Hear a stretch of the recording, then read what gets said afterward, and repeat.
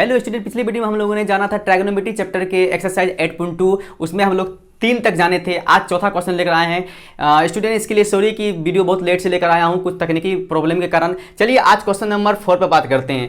Question number 4 में क्या कहा जा रहा है? sin 30 plus tan 45 minus cosec 60 by sec 30 plus cos 60 plus cot 45, इसे सॉल्व करना है। तो देखिए आपको लोगों को मैंने बताया था कि आप ट्रायगोनोमेट्रिक चैप्टर के किसी भी क्वेश्चन को चुटकियों में सॉल्व कर, बशर्ते कि आपको कुछ फॉर्मूले याद होने चाहिए। तो आपको यहाँ पे वैल्यू याद रखना चाहिए, आपको वैल्यू याद होना चाहिए। क्या sin 30 का वैल्यू क्या होता है? तो sin 30 का वैल्यू जो आपका होता है वो होता है 1/2 प्लस tan 45 का 1 एंड cosec 60 का वैल्यू क्या होता है? 2/√3। क्या होता है? 2/√3। ओके, बाय है तो बाय डालेंगे। sec 30 का वैल्यू 2/√3, इसका भी 2/√3 होता है। प्लस cos 60 का वैल्यू 1/2, चलिए 1/2 एंड प्लस cot 45 का होता है 1। हो गया, बस आपको वैल्यू पुट कर दिया। बस अब आसानी से इसको आप कैलकुलेट कर लोगे। वैल्यू पुट करने के बाद आप आसानी से इसे कैलकुलेट कर लोगे। देखो कैसे, देखो आसानी से कैसे करते हैं। देखिए यहाँ नीचे में 2 है, ये 1 है, नीचे में कुछ तो 1 समझेंगे। यहाँ नीचे में आपके √3 है, नीचे मतलब डिनोमिनेटर में, यानी कि इसके हर में। ठीक है, तो हम क्या करेंगे, इसका एलसीएम लेंगे। 2√3 आपका एलसीएम आएगा, आ गया। 2 से डिवाइड हो गया, 3√3 बचा, यहाँ √3 डाल दो। प्लस यहाँ 1 से अगर 2√3 में डिवाइड करोगे तो 2√3 बार में ही आपका लगेगा। फिर 2√3 को 1 से मल्टीप्लाई करोगे तो 2√3 ही आएगा। माइनस √3 कैंसिल, बचेगा 2 2 2 4। ओके, हो गया। चलिए अब देखिए ये आपका क्या था, ये ऊपर वाला काम हो गया। नीचे में भी सेम उसी तरह 2√3 आपका एलसीएम आएगा, आया। अब देखिए इसमें फिर √3 कैंसिल, 2 2 4 हो जाएगा। प्लस 2 2 कैंसिल, √3 आपका यहाँ बचेगा। प्लस यहाँ पर देखिए 2√3 बार में लगेगा तो 2√3 ही यहाँ पर बचेगा। आया समझ में? कोई प्रॉब्लम? चलिए अब हम आगे इसको सॉल्व करते हैं। आगे जब इसको सॉल्व कीजिएगा, यहाँ सॉल्व करते हैं। यहाँ देख लो आप लोग, √3 या प्लस 2√3, √3 प्लस √3 क्या होता है? 3√3। ओके, एंड माइनस 4 बाय 2√3 हो गया। चलिए अब नीचे में क्या है, इक्वल टू यहाँ डाल देते हैं। नीचे में भी सेम, आप देख लो यहाँ पे सेम है। यहाँ पर देख लो √3 एंड 2√3 क्या हो जाएगा? 3√3। ओके, प्लस 4 है, इसको सीधा करके यहाँ प्लस 4 लिख देते हैं बाय 2√3।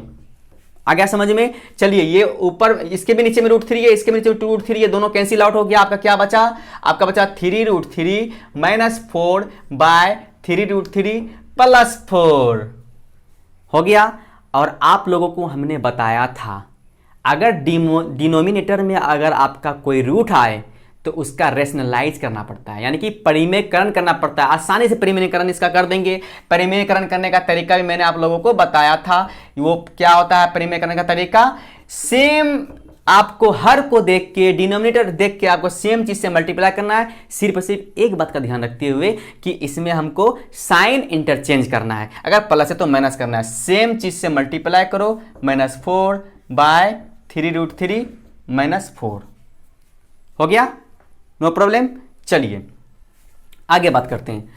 आगे जब इसकी बात करते हैं तो क्या हो जाएगा? देखिए आपका ये ऊपर वाला 3√3 -4 सेम चीज है, इसको होल स्क्वायर हो जाएगा। और नीचे में भी आपका फॉर्मूला बनेगा a + b × a - b। पहले के क्लास में आप लोगों को बहुतों बार इसके बारे में बताया गया था, यानी कि a² - b², 3√3 का स्क्वायर माइनस 4 का स्क्वायर। ऊपर में फॉर्मूला बना था a + b × a - b, a - b का होल स्क्वायर। नीचे में बना था आपका a + b × a - b है तो a² - b²। आया समझ में? चलिए आगे बढ़ते हैं। इसमें आगे बढ़ते हैं तो ये देखिए आप क्या होता है, इसको फॉर्मूला में तोड़ो। a - b का होल स्क्वायर होता है a² - 2ab + b² होता है, तो इसको तोड़ दो। a², देखिए आपका इक्वल टू कर दे दो। आपका a की जगह पर √3 a² - 2ab, 2 a की जगह फिर वही 3, वही आपका 3√3 है, 3√3 2ab, b की जगह 4 है, और प्लस b², 4 का स्क्वायर। ओके, नीचे में आपका a² - b², 3√3 का होल स्क्वायर -4 का होल स्क्वायर। ये तो आपका फॉर्मूला ही है, तो इसको आपको तो तोड़ना ही है क्योंकि पहले ही इसको फॉर्मूला में चेंज कर दिया था। चलिए ये हो जाएगा आपका 3 3 3 9, अब फिर 3 ये √3 गुना √3 मैंने बताया था ना, √3 हो जाता है। यहाँ बचा 3 9 3 27, यहाँ पर आपका हो गया। माइनस यहाँ पे 3 2 6 6 4 जा कितना होता है? 24, तो 24 दे देंगे। ओके, एंड यहाँ पर 4 4 जा, यानी 4 का स्क्वायर करोगे तो 16 हो जाएगा। ओके, अब यहाँ देखिए फिर वही होगा, 3 3 जा 9, 9 3 जा 27, ओके, एंड -16।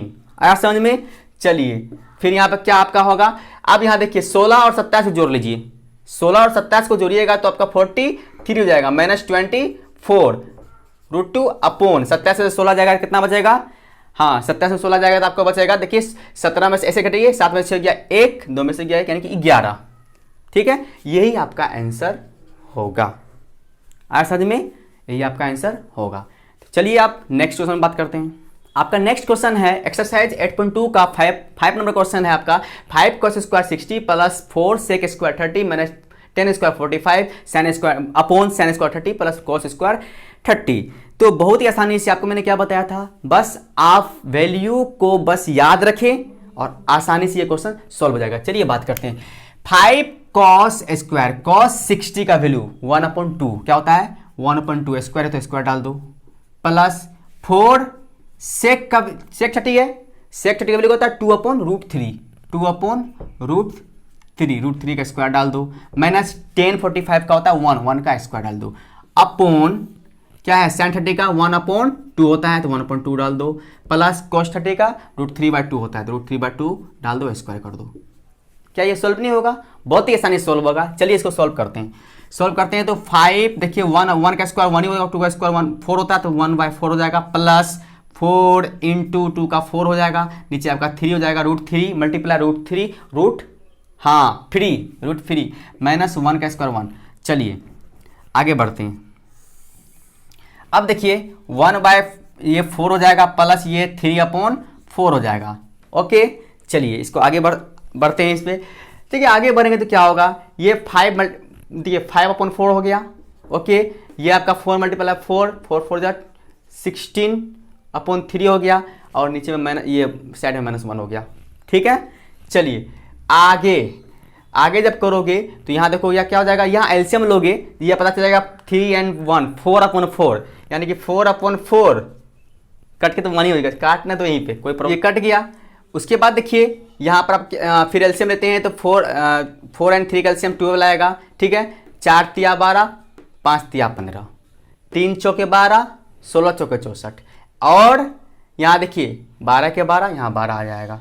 ठीक है, आप इसे आप खुद सॉल्व कर सकते हैं, मुझे सॉल्व करने की कोई जरूरत नहीं, फिर भी मैं आपको सॉल्व कर देता हूँ। यहाँ देखिए दोनों को ऐड कर दीजिए, 979 माइनस 12/12। ओके, अब क्या हो जाएगा, 9 में से 2 गया 7, 7 में से 1 गया 6, 67/12, यही आपका आंसर होगा। ओके चलिए नेक्स्ट क्वेश्चन में बात करते हैं। आइए अब बहुत ही मजेदार क्वेश्चन में बात करते हैं। अब बात आई यहाँ पे ऑब्जेक्टिव की।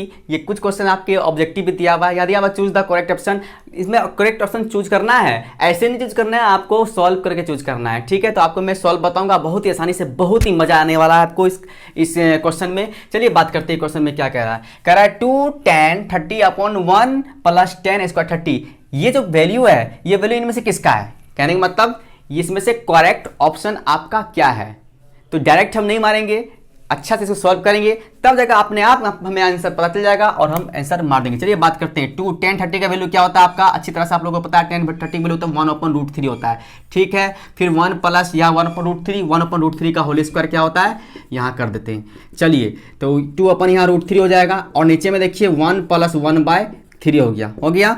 चलिए 2/√3 अपॉन ये एलसीएम लोगे 3 1 4/3 हो जाएगा, यहाँ पे हो गया। ये एलसीएम लेने के बाद हुआ, ऐसा आप समझ लेना। ठीक है, चलिए बात करते हैं 2/√3 अपॉन यहाँ देखिए 4 यहाँ फिर इसी को फिर से उतार लेते हैं सीधा करने के लिए। तो ये देखिए क्या होता है, 2/√3 करेंगे, इसको मल्टीप्लाई करके इसको क्या करेंगे, इसको रेसिप्रोकल कर देंगे, उल्टा देंगे। तो उल्टा दिए तो यहाँ देखिए 2 2 जा 4, ये कट गया, क्या हुआ 3/√3। सॉल्व करने के बाद कितना आया, क्या इसमें से कोई है? नहीं। चलिए इसमें क्या करना है आप लोग को, परिमेयकरण यानी कि रेशनलाइज करना है। तो चलिए रेशनलाइज करते हैं। 2/2√3 मल्टीप्लाई ऊपर में भी 2√3 से एंड नीचे में भी 2√3 से कर दो। चलिए तो यहाँ क्या आ जाएगा आपका, वैसे ये 2 नहीं भी दोगे चलेगा, क्योंकि 2 तो वैसे भी कैंसिल हो रहा है। चलो 2 यहाँ कैंसिल हो गया, √3 करते हैं। तो ऊपर आपका बचा, क्या बचा आपका ऊपर, 3 है, यहाँ पर देखिए 3 है, तो ऊपर क्या बचा आपका 3/√3 अपॉन यहाँ क्या बचा आपका 2 मल्टीप्लाई 3, क्या समझ में आया, 2 मल्टीप्लाई 3 यहाँ। चलिए 3 3 कैंसिल हो गया, आपका क्या बचा √3/2, √3/2 किसका वैल्यू होता है, चलिए sin 60 का वैल्यू होता है, हाँ sin 60 का ही वैल्यू √3/2 होता है। इसका मतलब ये हुआ आपका sin 60 आंसर, यानी कि ऑप्शन नंबर ए। समझ में आया। चलिए नेक्स्ट क्वेश्चन बात करते हैं। नेक्स्ट क्वेश्चन है आपका 1 - 10² 45 अपॉन 1 + 10² 45, मतलब इसमें फिर आपको वैल्यू पुट करना है और फिर आपको ऑप्शन चूज करना है। चलिए इसको सॉल्व करते हैं। 1 - 10 45, इसका वैल्यू क्या होता है 1, वेरी गुड, 1 का स्क्वायर कर दो, फिर 1 प्लस फिर 10 45 का 1 का square, okay 1 - 1 upon 1 + 1 equal to 0/2, क्या होता है 0, यस 0 कहाँ है आपका डी, हो गया। चलिए नेक्स्ट क्वेश्चन बात करते हैं। नेक्स्ट क्वेश्चन आपका बहुत ही मजेदार क्वेश्चन है, चलिए इस पे बात करते हैं। इसमें दिया हुआ है if sin 2a = 2 sin a then a = मतलब यहाँ कह रहा है कि भाई a का क्या ऐसा वैल्यू रख दो जैसे कि sin 2a = हो जाएगा 2 sin a का कुछ ऐसा वैल्यू रखो। बस थोड़ा सा आपको इसमें अपना माइंड लगाना है और माइंड लगा के बस आप खुद ब खुद यहाँ पे वैल्यू पुट कर सकते हो। देखो होता क्या है, चलो अगर हम 60 वैल्यू पुट करते हैं तो sin 60 अगर यहाँ वैल्यू पुट करोगे तो 62 जा 120, यहाँ पर तो आपका आंसर होगा ही नहीं कि sin 120 का वैल्यू आप लोगों को पता नहीं है, ये हाई लेवल का हो जाता है। चलिए इसको छोड़ दो। अगर 45 पुट करते हो तो चलो 45 2 जा 90, sin 90 का वैल्यू आपका हो जाएगा इधर से आपका हो जाएगा 1, ओके sin 90 का वैल्यू जब इधर से आपका 1 होगा, इधर देखिए 1 भी होगा, इधर भी sin 90, इधर अगर 45 पुट करोगे तो देखो क्या हो जाएगा 1/√2 हो जाएगा, तो कभी मैच करेगा नहीं करेगा। चलिए 30 पुट करते हैं। जब 30 पुट करोगे तो यहाँ जाएगा 30 2 जा 60, sin 60 का वैल्यू हो जाएगा √3/2। इधर जब आप 30 पुट करते हो तो यहाँ पर हो जाएगा 1/2 और ये 2/2 यानी कैंसिल होकर एक इधर बचेगा, एक इधर बचेगा sin 60 यानी √3/2, ये भी आपका बराबर नहीं हुआ। चलिए आप 0 जब पुट करते हो तो आराम से यहाँ 0 रखोगे तो ये 2 × 0 2 0 ही कर देगा, यहाँ पे sin 0 का वैल्यू आपका हो जाएगा 0। फिर यहाँ पे अगर 0 पुट करोगे तो इधर से sin 0 का वैल्यू 0 हो जाएगा, 2 से मल्टीप्लाई करोगे तो ये भी 0 हो जाएगा। यानी कहने का मतलब ये है कि आपका आंसर 0 होगा, क्योंकि दोनों ही तरफ 0 डालोगे तो वो आपको भस्म कर देगा, मतलब दोनों तरफ 0 डालने पर वो वैल्यू 0 ही देगा। तो यानी आपका करेक्ट आंसर आपका क्या हो जाएगा ए, ऑप्शन नंबर ए, ठीक है। चलिए नेक्स्ट क्वेश्चन बात करते हैं।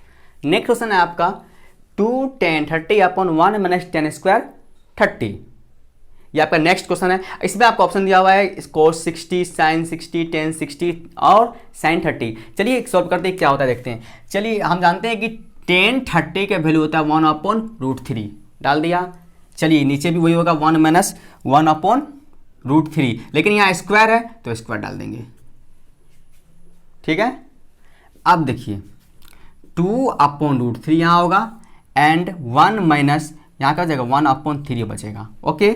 चलिए 2/√3 यहाँ एलसीएम लोगे तो आपका 2/3 बचेगा, ओके। यहाँ एलसीएम ले लो 3/2, ठीक है। चलिए 2/√3 यहाँ मल्टीप्लाई करो, इसको रिवर्स कर दो, उल्टा दो, उल्टा दिए 2 2 कैंसिल, बचा आपका 3/√3। क्या 3/√3 किसी का वैल्यू होगा, किसी भी ट्रायगोनोमेट्रिक में रेशियो का वैल्यू है, होता है नहीं होता है। चलिए इसका क्या करेंगे हम लोग, रेशनलाइज करेंगे। 2/√3 ऊपर भी √3 नीचे भी √3, ओके। तो ऊपर में √3 बचा, नीचे में आपका 3 बचा, 3 3 कैंसिल इक्वल टू √3।